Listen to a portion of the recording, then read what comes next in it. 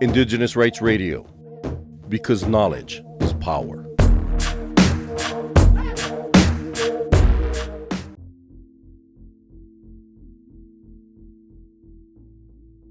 According to UN.org, the International Day for the Eradication of Poverty, celebrated annually on October 17th, aims to promote understanding and dialogue between people living in poverty and the wider society.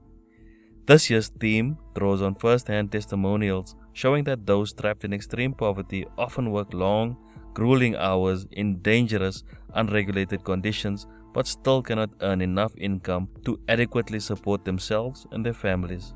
This year's theme calls for universal access to decent work and social protection as a means to uphold human dignity for all people, and to emphasize that decent work must empower people, provide fair wages and safe working conditions, and fundamentally recognize the inherent value and humanity of all workers. Similarly, universal social protection is urgently needed to guarantee income security for everyone, prioritizing society's most vulnerable members.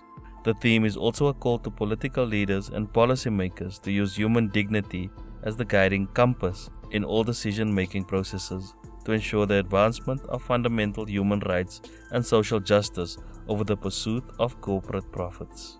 The Third Committee of the General Assembly, known as the Social, Humanitarian and Cultural Committee, discussed the rights of Indigenous peoples on October 12, 2022.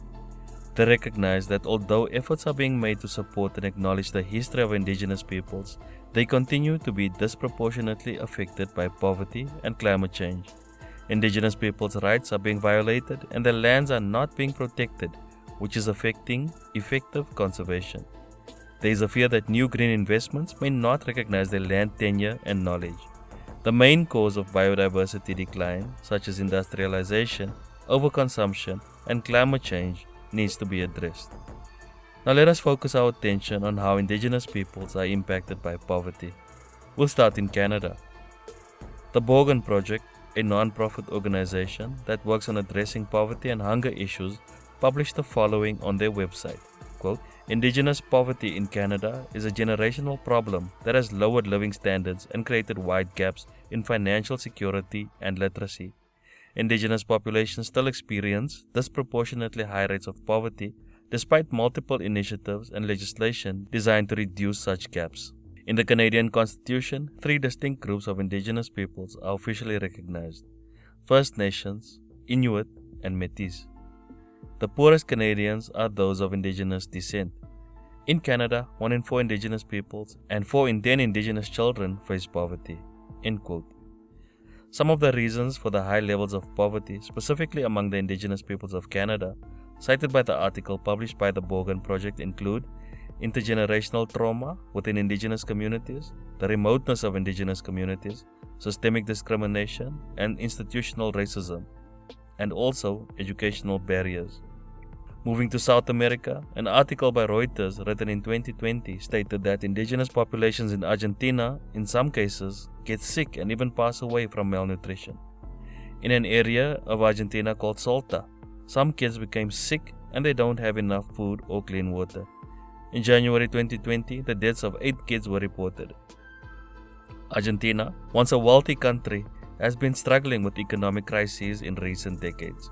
The latest crisis started in 2018, resulting in high inflation rates of over 50% and a poverty rate of 35%. Unfortunately, the Indigenous communities who have always been disadvantaged have been hit the hardest. In Brazil, some Indigenous peoples are leaving their territories to migrate to cities in an effort to pursue a better life.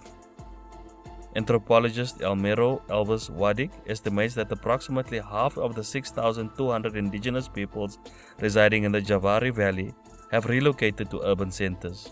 The Matis, who are one of the many Indigenous groups inhabiting the region, state that nearly half of their population of 600 individuals now live in the city.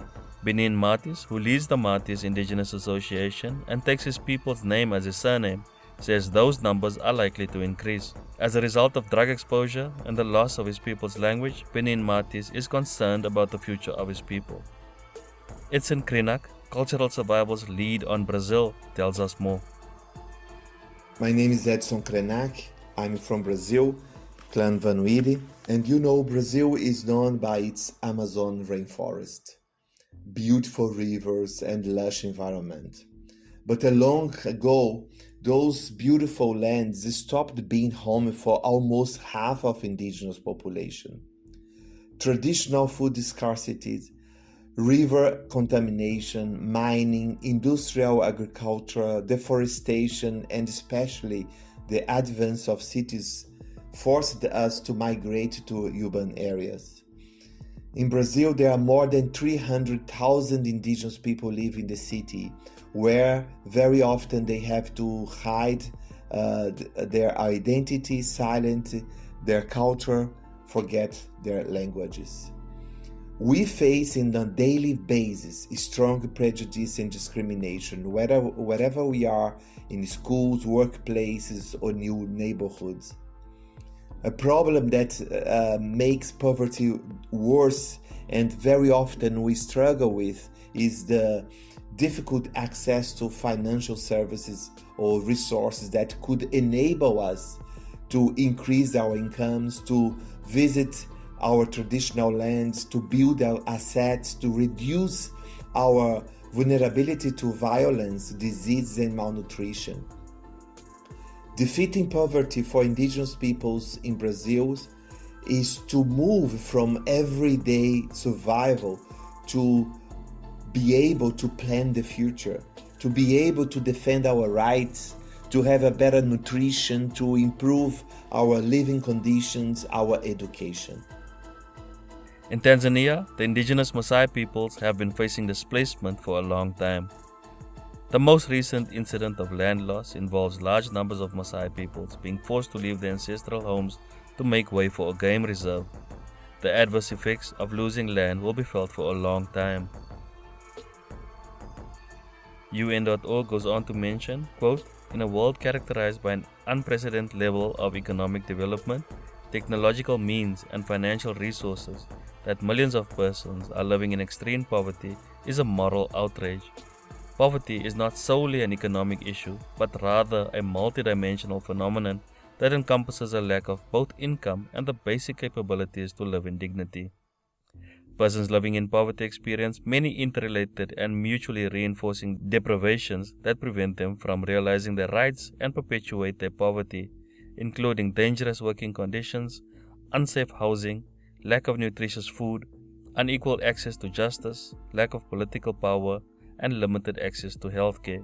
End quote. In many cases, the plight of indigenous peoples is exacerbated, making us the most vulnerable and more prone to live in poverty. For more on the rights of indigenous peoples, visit cs.org and follow Cultural Survival on Facebook and Twitter.